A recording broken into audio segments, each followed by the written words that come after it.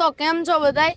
અત્યારે આપણે ચોપાટીના ગ્રાઉન્ડ ઉપર છે અને મિત્રો અત્યારે આપણી સાથે હમણાં થોડી જ વારમાં ઉપસ્થિત છે કે માતૃભૂમિ સેવા ટ્રસ્ટના દેવેન્દ્રભાઈ કોટિયા જે અત્યારે આપણી સાથે ઉપસ્થિત છે. તો એ તમને થોડું ઘણું કહેશે કે મંડપનું કેવું છે ને પોરબંદરના ઇતિહાસની અંદર પહેલી વખત 4 ચોખટનો મંડપ યોજાઈ રહ્યો છે.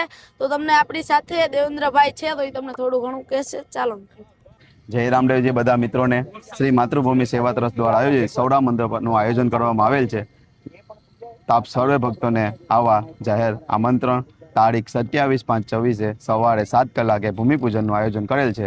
તારીખ 27/5/24 વિશ્વ યજ્ઞનું આયોજન જેમાં 51 જોડી અને 111 જોડીનું આયોજન કરેલ છે. તો આપ સર્વે ભક્તોને આવા જાહેર આમંત્રણ. તારીખ 28/5/24 સવારે ચોરીના સમયે રાખવામાં આવેલ છે. તો આપ સર્વે ભક્તોને આવા આમંત્રણ. તેમાં પણ તારીખ 28/5/26 કાનગોપી રાસનું આયોજન કરવામાં આવેલ છે.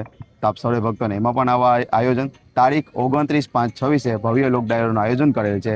તેમાં પ્રીતિબેન ઝાલા, કાજલબેન રબાડી તથા આપણા પ્રિય લોકલાડીલા રાજભા ગઢવીનો પ્રોગ્રામ રાખેલ છે. તો આપ સર્વે મિત્રોને આવા જાહેર આમંત્રણ. તથા 30/5/26 સવારે સવડા મંડપનું આયોજન, જે મંડપ ખડો થવાનો સમય 7:15 કલાકે છે.